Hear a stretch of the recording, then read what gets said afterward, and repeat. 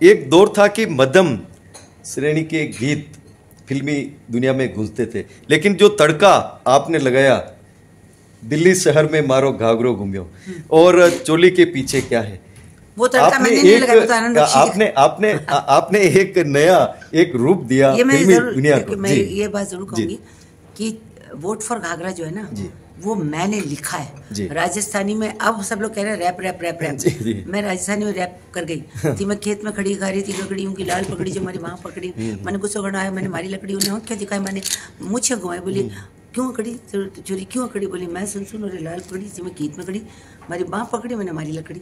तो वो वहाँ से कि घाघरा जो है वो वस्त्र है, सिर्फ वस्त्र नहीं है, शस्त्र भी है। मेरी डिग्निटी पे अगर उंगली उठाओगे तो फिर मैं तुम्हारी ऐसी की तैसी कर दूंगी, जैसे फुलंदी भी नहीं करती थी। इसलिए औरत को, औरत तुम्हारी माँ भी है, बहन भी है, बहू भी है, तो औरत की इज्जत करना सीखो।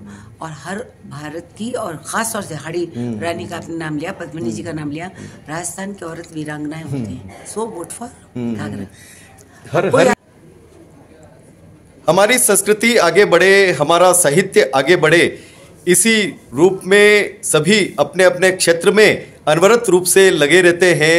आज हम आपको मिला रहे हैं अपने क्षेत्र में ख्यातनाम अदाकारा इलाजी अरुण से, जिन्होंने राजस्थानी संस्कृति को, राजस्थानी साहित्य को, राजस्थानी वेशभूषा को और राजस्थानी लिबास को, राजस्थानी रंग को देश ही नहीं पूरी दुनिया में पहुंचाया है। इलाजी, आपका जिलों की नगरी उदयपुर में ये महाराणा प्रताप की भूमि है, मीरा की भूमि है और पन्ना धाय की भूमि है, हाड़ी रानी की भूमि है। ये त्याग, तपस्या, बलिदान और भक्ति की भूमि है। आपका बहुत बहुत स्वागत है इस भूमि पर।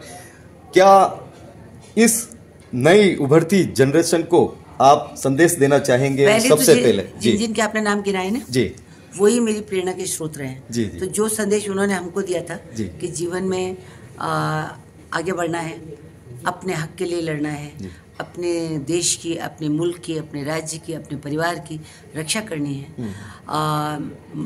पन्ना धाय का रोल मैंने किया हुआ है, एक डॉक्यूमेंट्री में मैं पन्ना धाय थी। तो कैसे बच्चे को प्यार किया जाता है, वो सारी बातें इस भूमि में है। तो ऊंचा राणा जीरा गोखरा रे, नीचे पिछोला री, पाड़ पटेलिया, मालवे रे मारो तो जय लो रे। तो कागज वो तो बाँच लू रे, करम ना बाँचो जाए पटेलिया, मालवे रे। मुझे ये झीलों की नगरी, अपना राजस्थान तो बहुत पसंद है, जोधपुर भी पसंद है, पर उदयपुर जो है वो तो कमाल है, जहाँ पहाड़ भी है, अरावली पहाड़ भी हैं, झील भी है, जहाँ पद्मिनी भी थी, और जहाँ वो क्या अलाउद्दीन साहब थे ना, जिन्होंने शीशे में देखा था, वैसे आप ले रहे हो मेरा पद्मिनी जी जी। पर ये कहना है कि प्रेरणा तो इस मरुभूमि अपने आप में सबको देती है। मरुभूमि ने मुझे वो लोक संगीत दिया, वो ऐतिहासिक लोग, महाराणा प्रताप में पिछली बार आई थी, उनकी स्टैचू तक चली गई थी, बहुत देर तक नीचे खड़ी रही थी, मैंने उसके वीडियो भी बनाए और डाले। और आज भी निवृत्ति बाई साहब यहाँ नहीं हैं, हमारे जो यहाँ की अब महारानी हैं, तो उनको मैंने इनवाइट भी करना चाहता कि वो आएँ। तो राजस्थान का मुल्क ही बहुत मीठा है, उदयपुर का बहुत बड़ा योगदान है। थोड़ा और आगे चले जाओ तो हल्दी घाटी आ जाएगी, फिर कुंभलगढ़ आ जाएगा, पता नहीं क्या क्या, तो रणकपुर आ जाएगा, आर्टिस्टिक चीज़ें। और खुद है उदयपुर इतनी खूबसूरत, जो कमरा मुझे यहाँ रेडिसन में मिला है, उसमें सामने मुझे लेक दिख रहे, अरावली के पहाड़ दिख रहे हैं। मैं सोचूं क्यों बॉम्बे जाऊँ, यहीं बैठी रहूँ, सोचूं कि क्या बात है। तो मैं सबसे यही कहूँगी कि युवा वर्ग जो है उनको अपनी भूमि की कद्र करनी चाहिए। और ऐसे लोगों की जीवनी, मतलब मेरी तो पढ़ लेना भाई, मैं जो कुछ भी हूँ, बट इन लोगों की पढ़ो तो आप समझोगे कि इतिहास क्यों पढ़ाते हैं, कि कहीं ना कहीं वो विलक्षण लोग थे, कुछ ऐसी बात थी कि जो अपने देश के लिए, राज्य के लिए, राष्ट्र के लिए कर गए। तो युवा लोग से मुझे कहना, डिप्रेशन में कभी मत आना। ये जो ये नेट इन क्या कहते हैं, IT YT कि पता पड़ा बुला लिया, बेचारे वहाँ चले जाते हैं, फिर कहीं कोई कूद रहा है, कोई कुछ कर रहा है, ऐसा कुछ मत करना।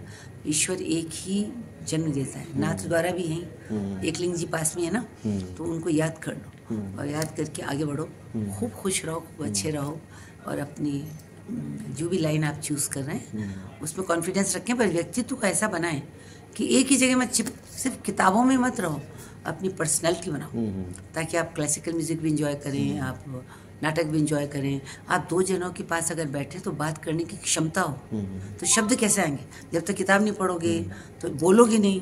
शब्द ऐसे तो मिलते हैं, जैसे आपने भी कितने सारे मेरे को शब्द दिए ना जब आप इंट्रोड्यूस कर रहे थे मुझे। ठीक है इला जी, एक दौर था, आवाज दो कहाँ है दुनिया मेरी जहाँ है, तो एक दौर था कि मध्यम श्रेणी के गीत फिल्मी दुनिया में गूंजते थे, लेकिन जो तड़का आपने लगाया, दिल्ली शहर में मारो घाघरो घूमियो और चोली के पीछे क्या है, वो तड़का मैंने नहीं लगाया, आपने एक नया एक रूप दिया फिल्मी दुनिया को। मैं ये बात जरूर कहूंगी कि वोट फॉर घाघरा जो है ना, वो मैंने लिखा है राजस्थानी में। अब सब लोग कह रहे हैं रैप रैप रैप रैप, मैं राजस्थानी में रैप कर गई थी। मैं खेत में खड़ी खा रही थी, लकड़ी उनकी लाल पकड़ी जो हमारी वहाँ पकड़ी, मैंने गुस्सा करना आया, मैंने मारी लकड़ी, उन्हें क्या दिखाई, मैंने मुझे घुमाई, बोली क्यों खड़ी चोरी क्यों खड़ी, बोली मैं सुन और लाल पकड़ी थी, मैं खेत में खड़ी, हमारी बाँह पकड़ी, मैंने मारी लकड़ी। तो वो वहाँ से कि घाघरा जो है वो वस्त्र है, सिर्फ वस्त्र नहीं है, शस्त्र भी है। मेरी डिग्निटी पे अगर उंगली उठाओगे तो फिर मैं तुम्हारी ऐसी की तैसी कर दूंगी, जैसे पुलन देवी ने कर दी थी। इसलिए औरत तुम्हारी माँ भी है, बहन भी है, बहू भी है, तो औरत की इज्जत करना सीखो। और हर भारत की, और ख़ास तौर से हड़ी रानी का आपने नाम लिया, पद्मिनी जी का नाम लिया, राजस्थान की औरत वीरांगनाएं होती हैं। सो वोट फॉर घाघरा। हर रिसेप्शन में गाना बजता था, चोली के पीछे क्या है, उसको सब देखते थे। आपका दिल क्या कहता है? अच्छी बात है, देखते तो नहीं, चोली के पीछे क्या, चोली के पीछे दिल है। हाँ। वो चोली मेरी नहीं है, मैंने सिर्फ गाना गाया। हाँ। अलका ने गाया और मैंने गाया, और उसके टेलर थे सुभाष गई थी जिन्होंने सिली थी, और आनंद बख्शी जी ने लिखा था। म्यूजिक बहुत अच्छा था। ये मैं सोची, एक गाना एक व्यक्ति से नहीं होता है, उसमें माधुरी दीक्षित थी, नीना गुप्ता थी, सुभाष गई का डायरेक्शन था, सरोज जी का नृत्य निर्देशन था, और सबसे बड़ी बात है गाना सुंदर था। और अभी गाना 30 साल का हो गया भाई, अब इनको कोई भी सवाल मत पूछिए। अब आने वाली जो पीढ़ी से मैं कुछ ज्यादा कहूंगी तो कहेंगी जाओ यहाँ से जाओ, मैं कुछ नहीं कहूंगी, आई लव यू। अब आप क्या करना चाहेंगे अपने जीवन में? क्या करना चाहूंगी? मौज मस्ती, और लिखूं पढ़ूं, और यंगर जनरेशन जैसा कहेगी वैसे मैं उठूं बैठूं, क्योंकि अल्टीमेटली उन्हीं के साथ रहना है भाई। इसलिए जो जहाँ काम करते चलो, कभी उम्र को अभी ये मत पूछ लेना आपकी क्या उम्र है मेरी, ठीक है? ठीक है। राजनीति में क्या आप आना चाहेंगे? बिल्कुल नहीं आना चाहिए। एक कलाकार को राजनीति में कभी नहीं घुसना चाहिए। हम सीधे साधे लोग हैं, पता नहीं क्या बोल जाए, क्या कर जाए। हमें संवेदनशील होना चाहिए। हम सारी वो बात कहते हैं जो अपने सोसाइटी से कहना चाहिए, पर रंगमंच पे कहते हैं। उसके लिए अब ये बात ज़रूरी है कि अगर मैं राजनीति में आ जाऊं तो मुझे 5-10 लाख मिलेंगे और जिंदगी भर मिलेंगे। सोचिए, फिर स्ट्रगल रह ही नहीं जाएगा।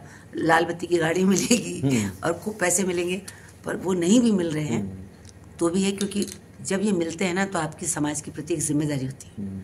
आप उनके वोट से आए तो आपको सच्चा ज़रूर होना पड़ेगा, और सच्चे आदमी के रास्ते में बहुत दिक्कतें आती हैं। इसलिए हम जहाँ हैं वहाँ ठीक है। आपके जीवन में सबसे अच्छा गाना कौन सा लगा? आपको कोई ना कोई बात पूछनी, मेरे को सब गाने पसंद है, इनको कौन सा पसंद है? Bye bye. फिर भी जिस पे देखिए, हमने बचपन में सतोलिया जो मैंने बनाया, अरे कि लगा 1 लगा 2 लगा 3 लगा 4 लगा 5 लगा 6 और 7 सतोलिया, सब ये बेस्ट गाना। चलो, जय हो जय। अभी